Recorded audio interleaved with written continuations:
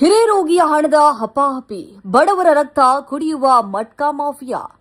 ಭಾರತದೊಳಗ ಮಟಕ ಬಂದೈತಂತ ಮಟಕಕ್ಕ ಹತ್ತುಗೊಂಡಿ, ಮಟಕದ ಲೆಕ್ಕ ಮಾಡಿ ಮಾಡಿ ನಿನ್ನ ಕಣ್ಣುಗುಡ್ಡಿ ಕಳಕೊಂಡಿ. ವಿಜಯಪುರ ಜಿಲ್ಲೆಯ ಇಂಡಿ ತಾಲೂಕಿನ ಆ ಪುಟ್ಟ ಗ್ರಾಮ ಹಿರೇರೋಗಿ.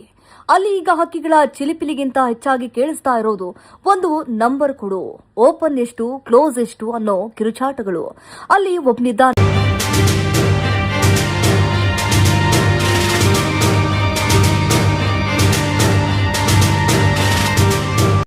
ಅವನ ಹೆಸರು ಸುರೇಶ್ ಗುಡಿ. ಹಿರೇರೋಗಿಯ ಸಾರ್ವಜನಿಕ ಜಾಗಗಳನ್ನೇ ತನ್ನ ಅಡ್ಡೆ ಮಾಡಿಕೊಂಡಿರೋ ಈತ ನಿಯಮಗಳನ್ನ ತನ್ನ ಅಡಿಯಲ್ಲಿ ಇಟ್ಟುಕೊಂಡವನಂತೆ ಆಡ್ತಿದ್ದಾನೆ. ಈ ಸುರೇಶ್ ಗುಡಿ ಬರೀ ಆಜ್ಞೆ ಕೊಡೋ ಬಾಸ್. ಈತನ ಕೈ ಕೆಳಗೆ ಬಬ್ಲು ಮುಲ್ಲಾ ಅನ್ನೋ ಆಳು ಬಡಜನರ ಜೇಬಿಗೆ ಕತ್ತರಿ ಹಾಕೋ ಕೆಲಸವನ್ನ ನಿಷ್ಠೆಯಿಂದ ಮಾಡ್ತಿದ್ದಾನೆ. ಬಸ್ ನಿಲ್ದಾಣದಲ್ಲಿ ನರಕ ದರ್ಶನ.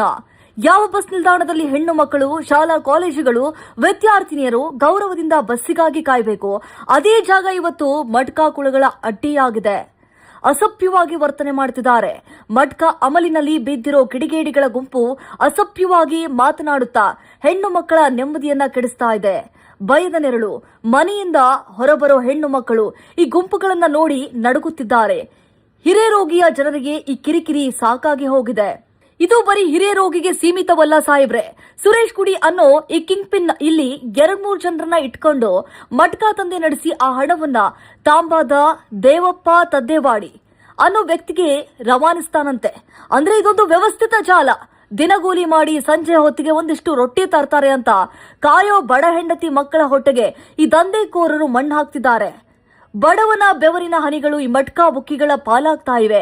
ಅಲ್ಲಿ ನ್ಯಾಯವಿಲ್ಲ, ಧರ್ಮವಿಲ್ಲ, ಇರೋದು ಬರೀ ಮೋಸದ ನಂಬರ್ಗಳ ಆಟ.